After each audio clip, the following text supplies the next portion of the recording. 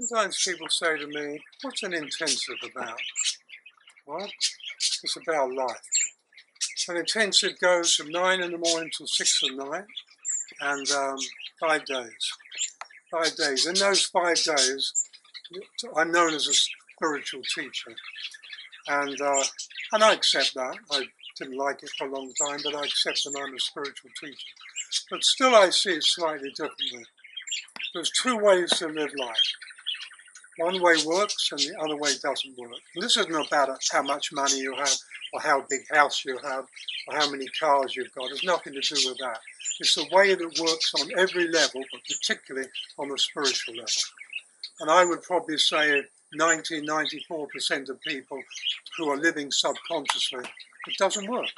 I don't care how much wealth they have, they're living in a way that does not have the full manifestation of their spiritual qualities in it. It doesn't mean it should be there, it means that they're not living in that way. And so a very small percentage lives in a way that they not only have everything they need, they have no wants, but they are growing in every way possible as spiritual beings. They're growing in consciousness. Their evolution, other people can literally see it, the evolution of their consciousness. That's a good way to live. Not the only way. There's many ways to live as there are human beings. So the intensive is about how to live life in a way that works. And when I say a way that works, it means without sicknesses, without illnesses, without worry, without anxiety, without trauma and drama, without all that unnecessary, without fear, without all those unnecessary handicaps. This is what I teach. This is the way I live. It's life-changing. Most people would absolutely agree with that. Very rarely a person will leave because they can't deal with it. That's fine, they were out of timing, and that's perfectly okay. But an intensive is intense. We have a lot of fun.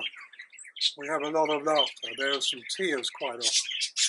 But not only that, I also teach, and the fundamental, the basics of this is unconditional love, emotional balance, and the metaphysics of nature and humanity.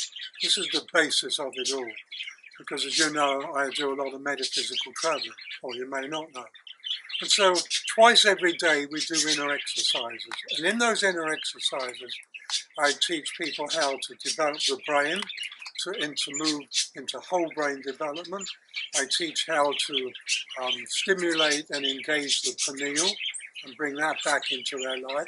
But every time I also teach people how to metaphysically travel, because I take them into a metaphysical experience. And generally by the 3rd day, everybody's engaging this quite easily. And I tell them, somewhere toward the end, this is what metaphysical traveling, here's your launching pad.